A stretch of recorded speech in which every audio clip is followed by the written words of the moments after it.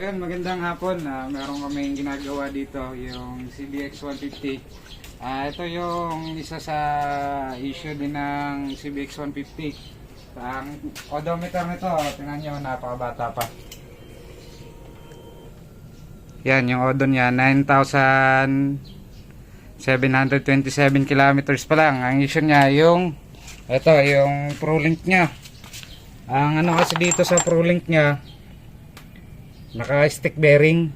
Yan. Kaya palagi nyo dapat pinapacheck to at napapagrasahan. Yan. Pati dito lahat yan, puro mga naka-stick bearing yan. Ang hindi ko alam kung may nabibili na stick bearing lang.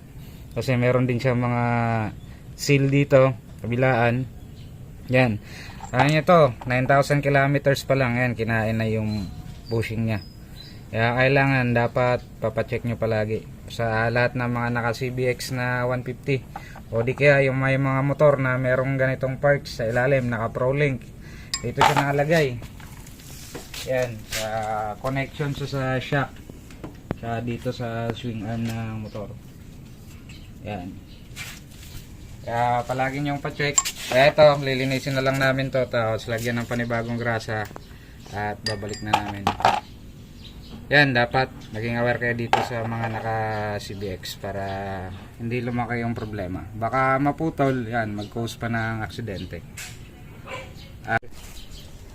Yan, nalinis na namin. Ang gagawin na lang gagrasahan. Kaya talaga pinaka-importante na nagagrasahan to. Kasi kung makikita nyo yung itong nut nya,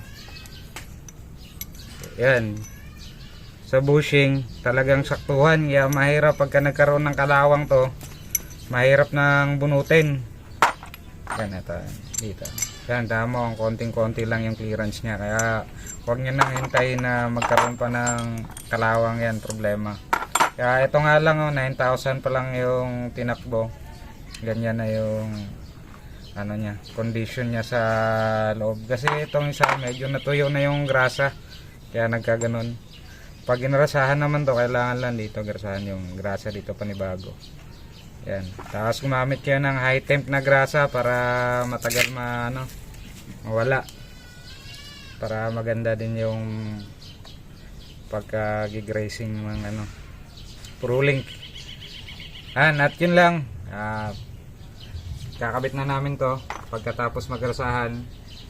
So lahat ng mga naka-CB dyan o di kaya lahat ng unit na merong ganito, dapat palagi nyo pong ipapacheck. Palagi nyo pong papagrasahan. Isa din po ito sa kasama sa maintenance na sabi nung tropa nung may-ari na kapag nasiraan ng ganito, bearing lang daw maabot ng mga 6,000, di ba? Napakasakit kaya hindi. Kaya kailangan talagang napiprevent na masira. Kailangan agapan nyo na hanggat hindi pa nangyayari sa mga motor nyo. At yun lang. Peace out.